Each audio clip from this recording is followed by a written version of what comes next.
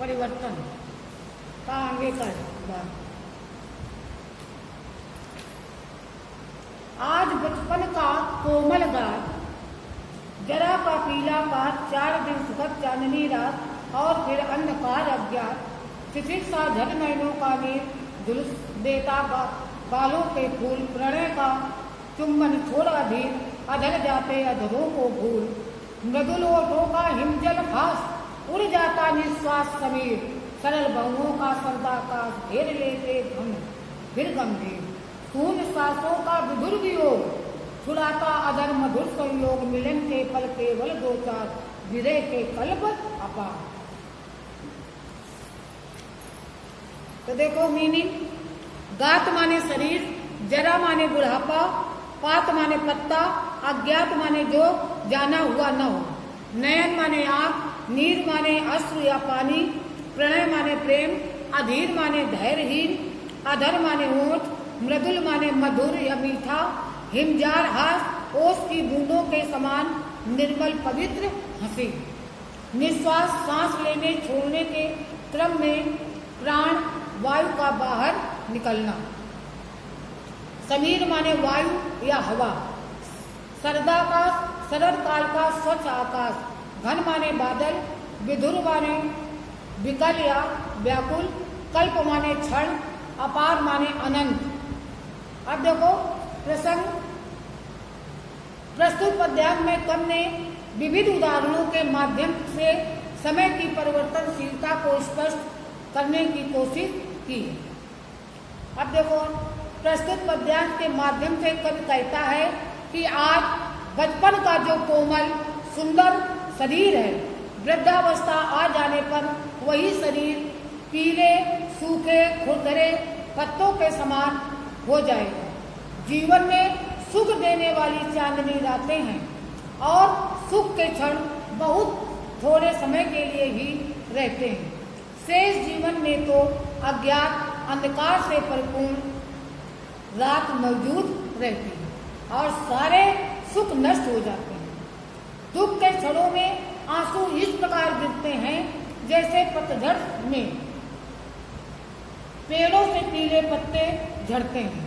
आंखों से गिरते रहने वाले आंसू पुष्पों के समान गालों को इस प्रकार झुलसा देते हैं जैसे शिशिर की ओस फूल व पत्तों को झुलसा देती है। उस समय प्रेमी के अधर प्रणय के चुंबनों को भूलकर अपने प्रिय के अधरों को भी भूल जाते हैं। युवावस्था में जिन ओठों पर हमेशा ओस कड़ों सी निर्मल और आकर्षक हंसी विद्यमान रहती थी, वृद्धावस्था में वही वो गहरी सांसों के छोड़ने से मलिन पड़ जाते हैं। उनकी हंसी गायब हो जाती है। चिंता विहीन यौवन में जो बहुएं शरद ऋतु में स्वच्छ आकाश की तरह स्वाभाविक और सरल होकर मुख की शोभा बढ़ाती हैं, उम्र बढ़ने के साथ साथ उन्हीं बहुओं से चिंता की लकीरें स्पर्श झांकती दिखती हैं, क्योंकि इनमें सरलता लुप्त हो जाती है और वे सिकुड़ने लगती हैं। मिलन के सुखद समय में प्रेमी प्रेमिका के जो आपस में जुड़े होते हैं, वियोग के विकट समय में वही ओर विरह वेदना से व्याकुल हो गहरी सांसें छोड़ने के लिए विवश हो जाते हैं। इस प्रकार मिलन का समय अल्प यानी थोड़ा है, जबकि दुख का प्रभाव देर तक बना रहता है। आगे देखो, किसी को सोने के सुख साथ मिल गया नहीं ये, अरे वे पलक 4 नयन 8 आंसू रोते निरपाय, उठे गौओं के आलिंगन कसक उठते कांटों से हैं। अपलक माने बिना पलक झपकाए, निर्निमेष जिसे कहते हैं। 8 आंसू रोते, दुख में फूट फूट कर रोना। निरुपाय विवश या साधन है। रो माने रोग समूह, आलिंगन माने गले लगना, कसक माने पीड़ा। अब प्रसंग देखो, प्रस्तुत पद्यांश में सांसारिक दुख की दयनीय तस्वीर प्रस्तुत की गई है। संसार के दुख का चित्रण करते हुए पंत जी कहते हैं कि प्रिय की विरह वेदना में पथराई आंखें बिना पलक झपकाए फूट फूट कर रोया करती हैं। उन असहाय आंखों को दुख कम करने का कोई उपाय नहीं सूझता। वियोग के दौरान आने वाले दुखों की कल्पना करके तथा स्वयं को असहाय जानकर व्यक्ति की दशा चिंताजनक हो जाती है। भय की आशंका से उसका रोम रोम इस प्रकार खड़ा हो जाता है जैसे वे एक दूसरे का आलिंगन करना चाहते हैं। दुख से उसे इस प्रकार की पीड़ा पहुंच रही है मानो उसके शरीर में कांटे चुभो दिए गए। अब आगे देखो, किसी को सोने के सुख साध मिल गया यदि ऋण भी पुकार, चुका लेता दुख कल की ब्याज। काल को नहीं किसी की लाज, विपुल मणि रत्नों का छबजाल। इंद्र धनुष की सी जटा विशाल, विभव की विद्युत ज्वाल। और चमक छिप जाती है तत्काल, मोतियों जड़ी ओस की डाल। हिला जाता चुपचाप बया। सोने के सुख साथ सुख समृद्ध, ऋण माने उधार या कर्ज, ब्याज माने सूद, काल माने समय, विपुल माने अत्यधिक, छबजाल माने सुंदर जाल, जटा माने उलझे और आपस में चिपके हुए लंबे बाल, विभव माने वैभव या धन संपत्ति, विद्युत ज्वाल माने बिजली की ज्वाला, डार माने डाली या शाखा, बयान माने हवा। प्रस्तुत पद्यांश में सुख दुख के चक्र को समय के साथ जोड़कर स्पर्श करने का प्रयास किया गया। प्रस्तुत पंक्तियों में कवि पंत जी कहते हैं कि सुख मानव का स्थायी साथी नहीं होता। यदि आज किसी को सुख सुविधाओं के साधन उधार प्राप्त भी जाएं, तो समय का चक्र कल उसे इतना कमजोर और दुखी बना देता है कि उसे प्राप्त सारे साधन ब्याज सहित चुकाने पड़ जाते हैं और उसकी दशा पहले से भी खराब हो जाती है। इस प्रकार यहाँ कवि ने समय को निर्लज्ज महाजन की तरह माना है। आगे कब कहता है, मानव द्वारा असंग मणियों व रत्नों के रूप में एकत्र संपत्ति इंद्र धनुष की तरह चकाचौंध करने वाली और अत्यंत मोहक होती है, पर वह उसी क्षण भर में नष्ट हो जाने वाली भी है। जिस प्रकार बिजली की आग अपनी चमक बिखेर कर क्षण भर में किसी अज्ञात संसार में विलुप्त हो जाती है, उसी प्रकार वैभव व सुख संपत्ति का भी मानव जीवन में क्षणिक प्रभाव पड़ता है। मोतियों जड़ी ओस की डार, हिला जाता चुपचाप बया। जिस प्रकार किसी डाल पर पड़ी मोतियों के समान चमकती मन की मुग्ध कर देने वाली ओस की बूंदें हवा के एक ही झोंके से डाल से अलग होकर धरती पर गिर जाती हैं और डाल को शोभाहीन कर जाती हैं। आगे देखो, खोलता इधर जन्मलोचन मूंदती उधर नृत्य क्षण क्षण। अभी उत्सव हास उल्लास, अभी अवसाद अश्रु उच्छ्वास। अचिरता देख जगत की आग, शून्य भरता समीर निश्वास। डालता पातों पर चुपचाप